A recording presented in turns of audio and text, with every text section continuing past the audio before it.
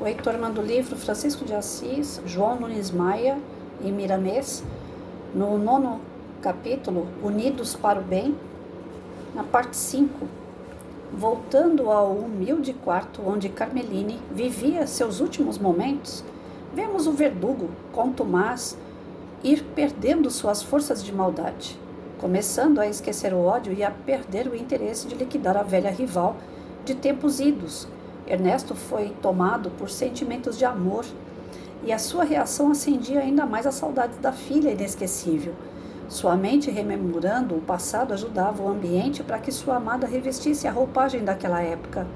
Ele começava a fraquejar nas pernas espirituais e, para não deixar cair a espada, por lhe faltarem forças nos braços, enterrou-a no chão batido do cubículo e ela tomou a forma de cruz diante da velha moribunda, que, por força das lembranças de que se fazia escravo, apresentava-se nas feições de sua jovem filha, e ele não sabia qual das duas deveria abraçar. Que lindo, gente! Né? O obsessor acabou desistindo, recriando em si um pouco do amor que tinha na filha, aquela velha que ele queria atacar, e no final das contas ele não sabia mais qual das duas ele queria abraçar, será a filha ou será a própria velha que ele queria atacar. Olha só que legal.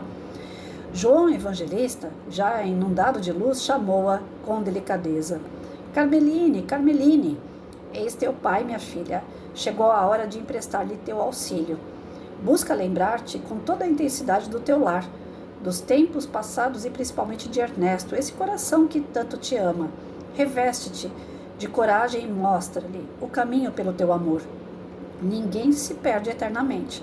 Ajuda teu pai a nascer como um novo ser, em espírito e verdade. Compadece-te dos que sofrem e abençoa os que ainda ignoram a verdade. Ela, transformada, aprumou-se em direção ao chefe do mutirão, mas antes viu a cruz formada pela espada e primeiramente ajoelhou-se frente àquele símbolo de renovação da humanidade e beijou-o como uma porta pela qual os renovados passam para a plenitude do amor. Ernesto parecia eletrizado ao impacto das emoções e as lágrimas brotavam nos seus horríveis olhos, sem que ele as pudesse disfarçar. A sua aura apresentava visíveis sinais de amor e caíam dos seus olhos escamas horripilantes, deixando que a sua visão encontrasse o que tanto procurara pela violência, Carmeline. Olhou para pai João, começou a sentir ciúmes e revolta contra o apóstolo, por pensar ser ele um dos raptores da sua filhinha, mas logo esqueceu essas ideias, vendo novamente no companheiro de Jesus suave paternidade. Sentiu seus olhos presos ao dele, e a mente do discípulo do amor invadiu todo o campo emocional de Ernesto, ajudando-o a sentir o bem em todas as suas nuances. Carmeline levantou-se diante do símbolo da paz, olhou demoradamente para Ernesto e reconheceu seu pai. Abriu os braços e caiu soluçando em seu colo, como fazia antes, no sítio que lhe servia de berço. Beijou as faces enrugadas de seu pai com o mesmo amor, e este, apertando a sua sagrada promessa de paz no coração, também chorou sem medidas. As palavras não saíam, as ideias não se formavam bem. Pelas emoções que intercambiavam, energias inestimáveis, o tempo passava, sem que eles percebessem, e João, em silêncio, esperava a fermentação do amor naqueles dois corações. Ernesto percebeu um leve sono a visitar suas entranhas espirituais e entregou-se aos braços deste estado de inconsciência que tanto merece o estudo dos homens. Carmeline sentou-se ao lado do pai, com a ajuda de seu anjo voluntário, e acariciando sua cabeça, perguntou ao apóstolo como tudo acontecera. Este é meu pai, quero saber de tudo e para onde irei com ele. Nunca mais o deixarei. Se o senhor estava me ajudando a voltar à memória, deve ajudar-me a fazê-lo compreender o seu estado e crer em Deus e aprender com Jesus que somos eternos na eternidade da vida e que o mal não compensa para quem deseja servir ao Cristo. Pai João sorriu amavelmente e balançou a cabeça em sinal de aprovação. O esquadrão de Ernesto, diante daquele quadro, se desfez, escorraçado com a presença da luz. Seus componentes procuraram a moradia das trevas, que lhe servia de esconderijo para avisar aos outros o que ocorrera com o chefe, noticiando que ele dormia profundamente no colo de sua filha. O vidente de Patmos cortara imediatamente os laços que prendiam Carmeline ao corpo físico, operação singela para ele, dado o seu talhe evolutivo, e ela se sentiu livre, com leves tremores causados pelo que lhe restava de sua consciência. O fardo carnal da filha de Ernesto deu o último suspiro. A notícia ao raiar do sol correu toda a comunidade e o enterro dos restos mortais não se fez esperar, dado o medo da contaminação da moléstia aterradora. Foi ateado fogo aos poucos pertences da velha Carmeline, e as orações se sucediam em seu benefício, pois, de qualquer modo, muito ajudara a casa de Deus.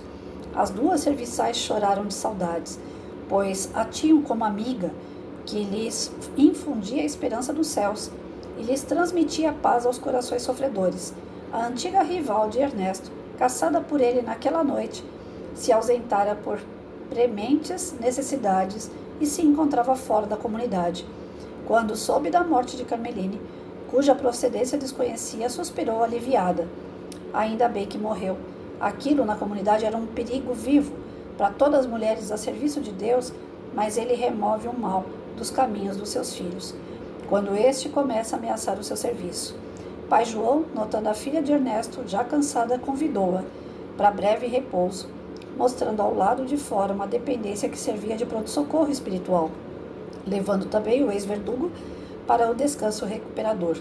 Acordaram em outra estância de renovação, situada nos arredores espirituais de Roma, por nome Estrela do Amanhã, construída pelos primeiros cristãos, sacrificados por pregarem o evangelho nascente na cidade eterna.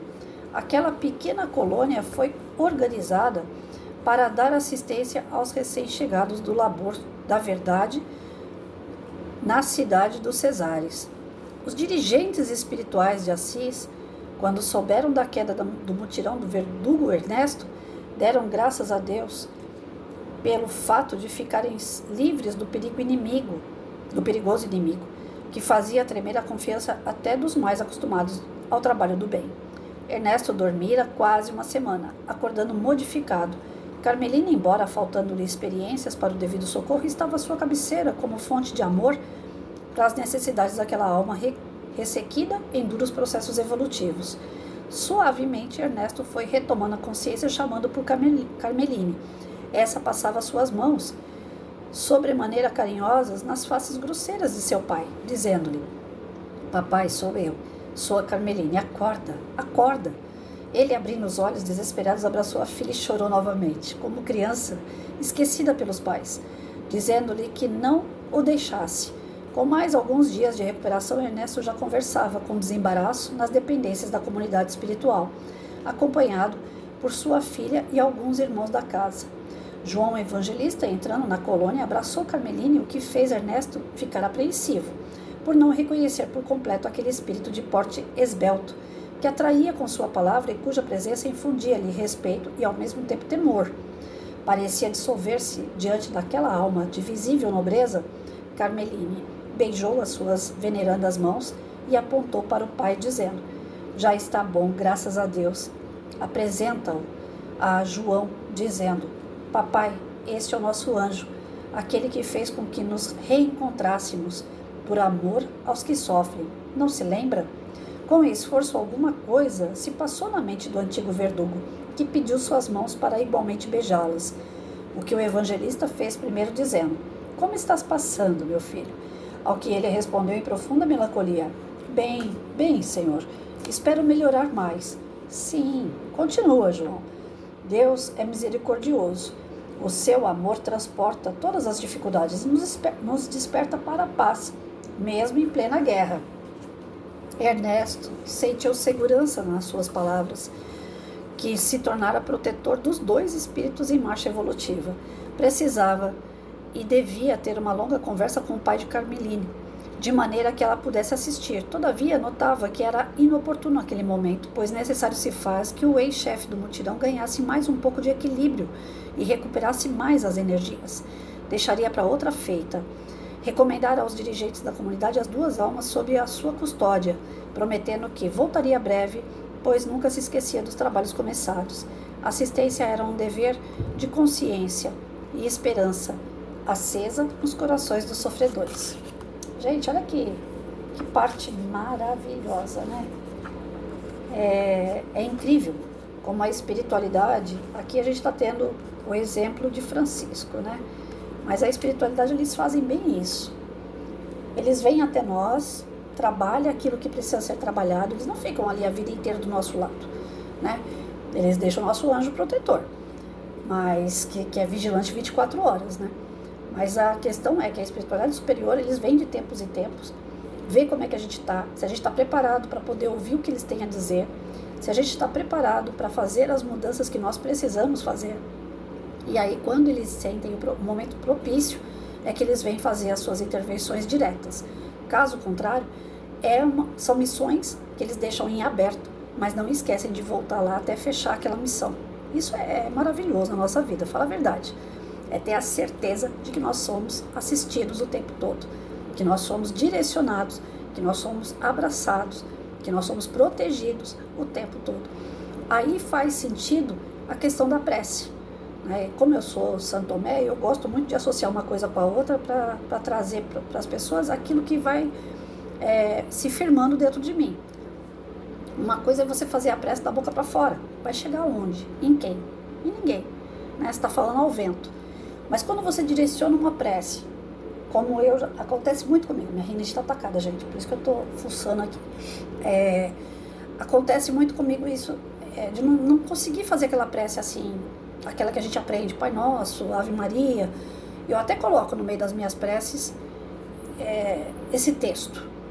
Mas, na verdade, eu quando estou assim, numa situação de perigo, de medo, de insegurança, eu falo, Senhor, o Senhor sabe que eu sou atrapalhada, né? Eu já começo desse jeito. Eu falo, o Senhor sabe que eu sou uma filha muito atrapalhada. Então, por favor, quem puder me ouvir, né? Se é Maria, Mãe de Cristo, se é Francisco de Assis, se é o Gabriel, meu anjo de guarda, quem estiver perto, que estiver me ouvindo, me socorre, eu estou precisando disso, disso e disso. Olha, eu não sei quem foi que fez, né? Se foi Maria, se foi esse, se foi aquele, mas eu agradeço. Então, eu sou meio atrapalhada nas minhas preces, eu não sei fazer aquela prece bonita, cheia de volta, eu não sei, gente, sinceramente eu não sei, eu sou muito direta. Ó, tô precisando de tal coisa e eu tô agradecendo por tal coisa, né? Às vezes eu me apego com Francisco, às vezes eu me apego com Jesus, às vezes eu apelo para Maria, intervenção, principalmente quando é ligado a filho, aí eu vou lá e apelo para Maria, que é mãe, né? Quando é algo de proteção, eu já apelo para Jesus, que é o governador do planeta. Quando é algo assim mais perto, né, algum desentendimento, alguma coisa menor, aí eu falo, Francisco, quebra meu galho. E depois eu saio agradecendo. Essa conversa direta que nós temos com o campo espiritual, mesmo que seja um pouco atrapalhado, eles entendem o nosso coração, eles sabem o que se passa na nossa intenção. E aí é que eles vão nos atender. É nessa parte de pensamento verdadeiro, de sentimento verdadeiro, que eles se atrelam a nós. Isso serve tanto para os superiores como também para os inferiores. É o nosso pensamento que atrai. Nossa prece real, verdadeira, com um sentimento puro, atrai os superiores. Quando a gente está com raiva, com ira, quando a gente está com inveja, quando a gente está com orgulho ferido, quando a gente está no nosso auge do egoísmo, nós estamos nos atrelando também àqueles espíritos inferiores. E nós não podemos reclamar porque eles vêm visitar porque a gente chama. Tudo está atrelado ao nosso pensamento, ao nosso sentimento. À medida que muda o pensamento, muda o sentimento, mudam também os resultados. Olha o que a gente acabou de ver aqui. O chefe dos chefes das trevas se tornando uma pessoa buscando luz. Porque tocou dentro dele aquela centelhinha que nós dizemos que é a centelha filho de Deus. Todos nós temos essa centelha, todos nós somos filho do Criador. E essa centelha é de amor, porque o Criador é amor. Quando toca nessa centelha, ela desabrocha. É assim que fala. Eu esqueci a palavra agora. Quando uma flor abrocha ou desabrocha, não. Gente, deu uma confusão agora. Bom, enfim, quando a flor ela fica bonita, né? É a mesma coisa.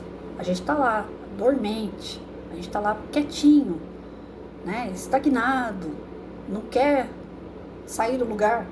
Aí quando toca assim, a gente, é que nem uma campainha. Vou fazer um exemplo mais tosco, mas que eu acho que dá mais resultado. É que nem uma campainha, quando ela toca, ela não desperta na gente assim, não dá aquele susto. O amor que nós temos lá dentro, por menor que seja, quando toca nele, ele aflora. Ai, achei a palavra, aflora, né? Então assim, todos nós temos maldade, todos nós temos ignorância, todos nós temos os nossos sentimentos, pensamentos negativos que nos traem, que fazem a gente se tornar pessoas ruins, pessoas atrasadas moralmente, mas quando tocado no nosso amor, quando tocado naquela centelhinha que faz parte da divindade, que nós somos parte dessa divindade, que nós somos filhos de Deus, vai lá e se desenvolve, cresce dentro da gente. E aí não tem mais como voltar, não tem como ser ruim novamente, não tem como o espírito retroceder. Então aqui está sendo explicado para a gente tanto essa questão da prece, como ela é importante ser real, verdadeira. Está sendo explicado para a gente aqui que o espírito não retrocede. Está sendo explicado nesse capítulo que nós podemos evoluir mesmo quando nós somos aparentemente ruins. Nós temos condições de melhorar o tempo todo. A espiritualidade fala que o espírito ele foi feito para a evolução, para o seu crescimento, através do seu desenvolvimento moral. Então eles batem nessa tecla o tempo todo e eles provam. E se vocês forem observar, toda vez que a gente vai fazer uma prece, de verdade, sei lá, eu pelo menos, eu fico de um jeito leve. Se aquela situação está me deixando apreensiva, nervosa, fechada, amarrada, né? Que os evangélicos costumam usar esse termo, né? O amarrado, então eles pedem assim para soltar, né? Para liberar as cordas amarradas. A gente se sente apreensivo, preso, né? E quando você faz prece, parece que você liberta isso, você solta isso, porque você se sente leve mediante a ajuda que você recebe. Essa ajuda, ela pode ser de diversas formas, pode ser uma reunião com espíritos, pode ser que esses espíritos tragam pessoas ao vivo e a cores ali em sua volta, que falem ou que façam coisas que te ajudem. Eu tenho o tempo todo um amparato não, meu tic-tac realmente tá. Eu sou totalmente amparada pelos amigos que eu consigo ver. Como eles sabem que eu sou Santo Tomé, então não adianta querer fazer alguma coisa para mim num campo que eu não vejo. E a espiritualidade é tão benevolente comigo que eles falam assim, já que essa surtada aí, ela não escuta a gente, então vamos mandar um amigo que tenha uma afinidade, né, com eles, a gente sopra no ouvido do amigo dela aquilo que nós gostaríamos de dizer diretamente e que ela não escuta. Então sempre eu sou amparada por amigos que estão em minha volta e que falam, Patrícia, por que você não faz isso? Patrícia, você já pensou em tal coisa? Sabe, dão ideias. Não é que alguém vai mandar eu fazer, mas eles dão ideias que eu, através do meu livre-arbítrio, vou escolher se faço ou não. Mas muita coisa do que é dito para mim, eu acabo acatando sinceramente. Por quê? Porque eu acredito que como eles não conseguem essa linha direta comigo, que eu sou muito cabeça dura, eles acabam mandando através dos meus amigos, né? Teve uma situação recentemente agora, que eu fui fazer uma rifa de umas coisas que eu precisava, tal, para angariar um dinheiro para ajudar uma pessoa, e eu nunca fiz rifa na vida. E eu nem acredito em rifa, porque eu nunca ganhei nada, né? Até aqueles gibizinhos que a gente colocava figurinha, que no final, quando completar o gibi, você ganha uma bicicleta. Nunca ganhei nada disso. Sempre a fábrica da revistinha fechava, acontecia alguma coisa, bicicleta que é bom, nunca. Nem um peão, nem uma colher, nada. Nunca ganhei nada em sorteio. E eu não acredito nessas coisas. Aí a pessoa falou assim, não, mas a rifa não tem falcatrua. Eu falei, mas eu não gosto, é meu nome que está no meio. Se depois a pessoa suspeitar que teve falcatrua, como é que fica meu nome? Aí tanto é que eu falei para um amigo hoje de manhã, eu falei, nossa, aquela rifa me deu um trabalho, porque eu fiquei rifando várias vezes.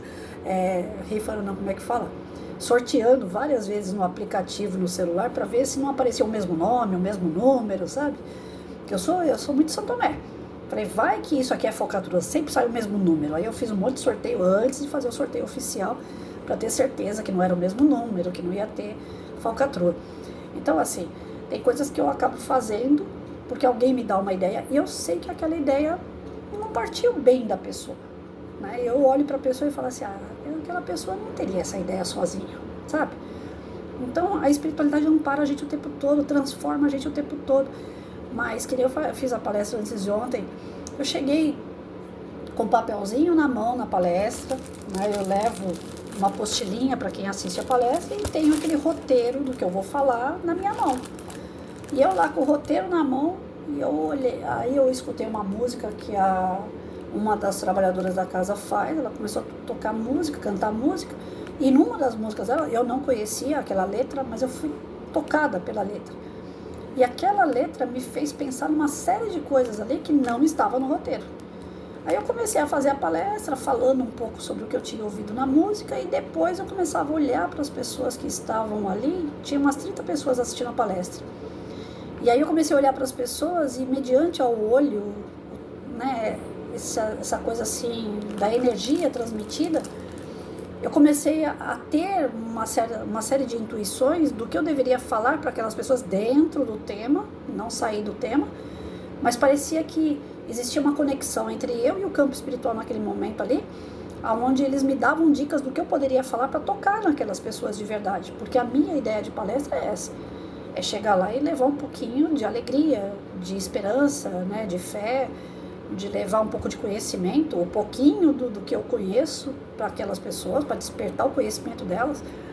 E aí naquele momento o meu roteiro serviu de nada. Quando terminou a palestra, eu virei para eles e falei, vocês querem olhar o que está escrito aqui? Não tem nada a ver com aquilo que eu falei. Falei, é coisa de Deus, né? É o agir da espiritualidade em nós para levar a palavra àqueles que precisam de fato. E eu saí dali muito mais feliz do que se fosse o meu roteirinho, o meu estudo.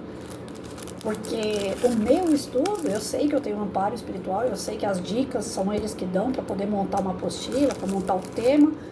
Eu espero muito isso deles, porque eu sou nova nessa de dar palestra. Mas o fato de chegar lá e mudar tudo me deixou muito mais feliz. Porque eu falei, se mudou tudo é porque a necessidade era outra e eu ia falar coisas que não tinha necessidade. Então eu fui usada, eu fui útil e eu saí de lá feliz, ainda mais escutando uma ou outra pessoa falando assim, nossa, eu gostei muito da palestra. Pô, ponto. Não é a palestra, não é o palestrante, é o que foi falado. E o que foi falado não foi a Patrícia. Então eu fico feliz porque eu fui usada de canal, né?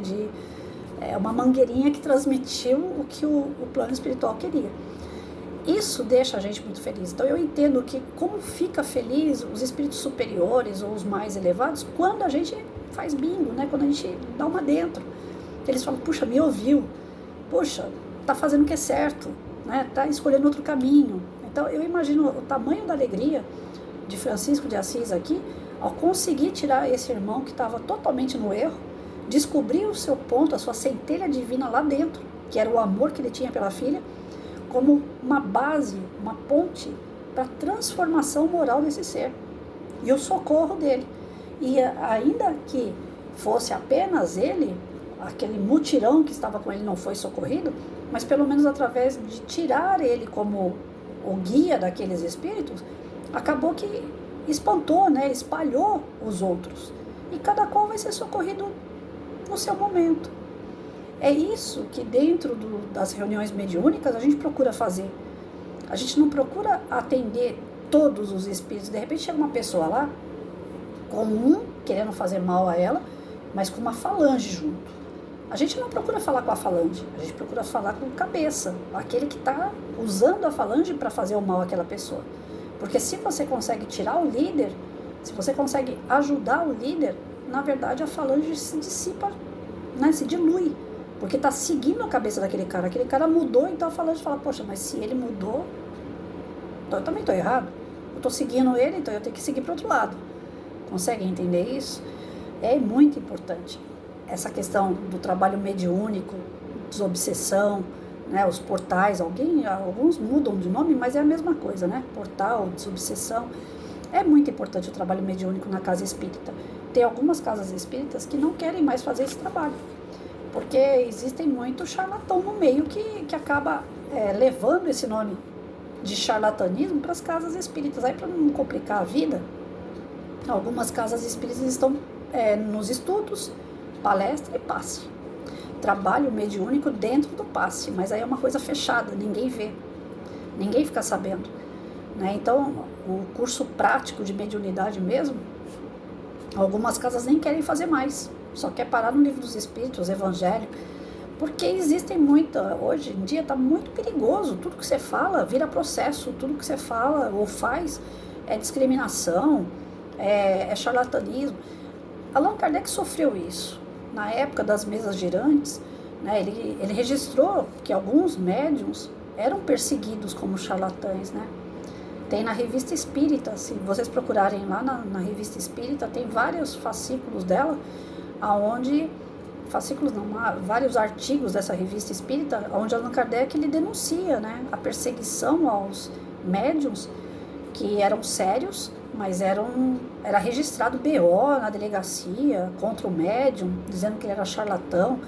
Algumas curas que aconteciam naquela época, as pessoas que eram contra a doutrina, né, iam até a delegacia, faziam BO, dizendo que o médium estava fazendo curas que eram mentirosas, e aí o médium tinha que provar por A mais B que aquela cura foi real. Então na Revista Espírita também tem vários artigos com reportagens falando sobre isso, né, sobre as curas que aconteciam na época, que não era coisa de charlatão, eram coisas reais, os depoimentos,